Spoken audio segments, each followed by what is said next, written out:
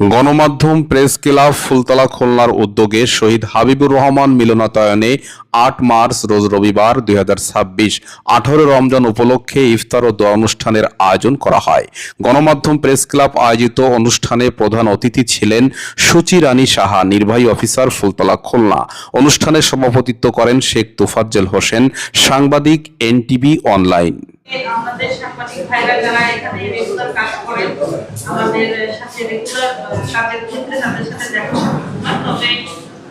তবে আমার অবস্থান থেকে আপনাদের প্রতি এটাই আহ্বান থাকবে যে আপনারা জানেন যে গত 12 তারিখে যে নির্বাচনটা ছিল, আমরা খুব স্বচ্ছভাবে খুব শান্তি শৃঙ্খলার সাথে একটি নির্বাচন জাতিকে উপহার দিতে পেরেছি।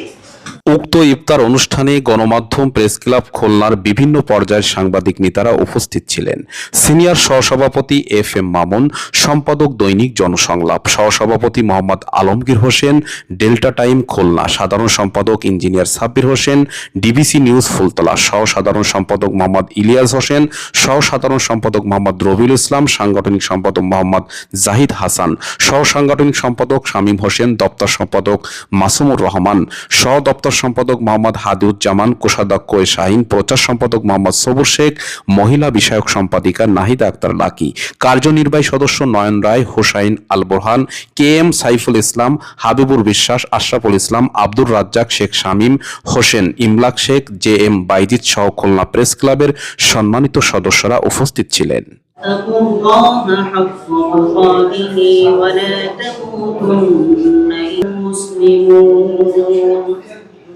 واعتصموا بحبل الله جميعا ولا تفرقوا।